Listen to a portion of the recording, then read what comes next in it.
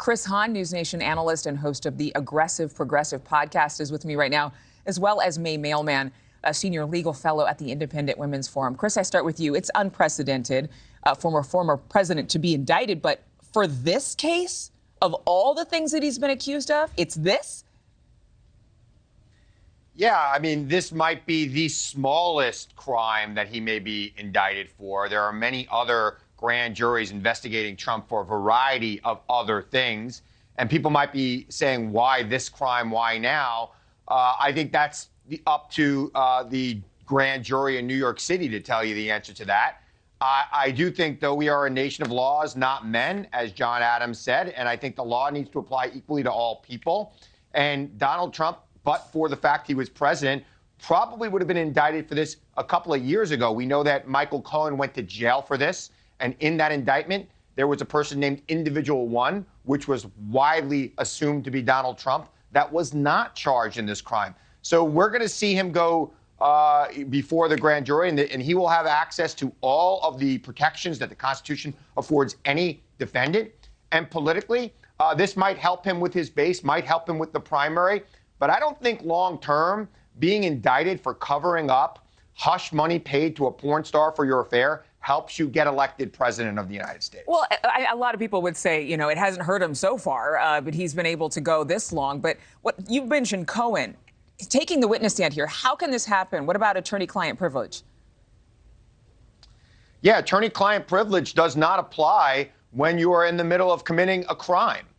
There is an exception for that. So we'll see what happens today. I think, in the next couple of days, I think the indictment's coming down, and we'll see where we're at. Okay, let's give it to May now. The former president has obviously called this a witch hunt, in part on Truth Social, posting, quote, "They are killing our nation as we sit back and watch. We must save America. Protest, protest, protest."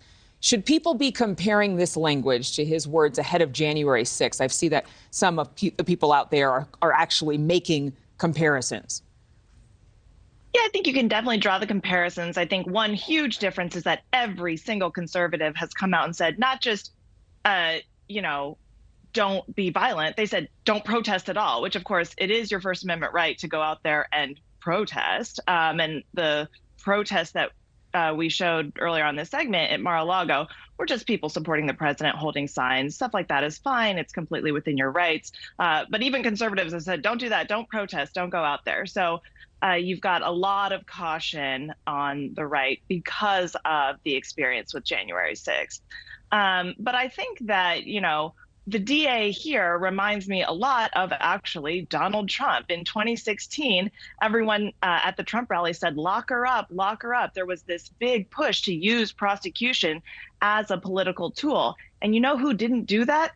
Donald Trump, even though the FEC did find that the Clinton campaign acted unlawfully in the way that they paid for the Steele dossier. So this is something where even Trump has showed restraint in using prosecution to go after his political enemy. And somehow the Manhattan DA can't bring himself to do the same. Well, Chris, New Hampshire Governor Chris Sununu, there have been a lot of people who have spoken now, not just in terms of don't protest, but they're saying this indictment, if it happens, it could backfire. Let's listen.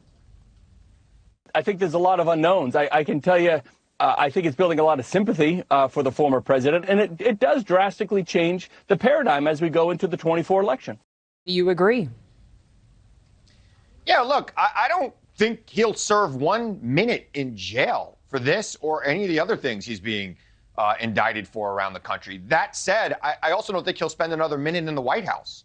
I think this hurts him politically with the broader electorate. And I agree with Governor Sununu and others who said this is going to help him in the GOP primary. It's going to make sympathy for him across the country among people who support him already. But I will warn against this. If there is violence associated with any protest that happens tomorrow or around any of these other indictments, you're going to see more Republicans like Governor Sununu calling for Donald Trump to step down from the Republican Party and step down as a nominee for president. And if nobody shows up, if there's just a smattering of people protesting this, that's going to be even worse for him politically because he'll be embarrassed by the lack of support. Now, I don't know. Look, it's your right in America to come out and protest whatever you want. I just don't think that this is something people should be protesting about. Thank you for watching. Go to newsnationnow.com to find NewsNation on your television provider. And don't forget to click the red subscribe button below to get more of NewsNation's fact-driven, unbiased coverage.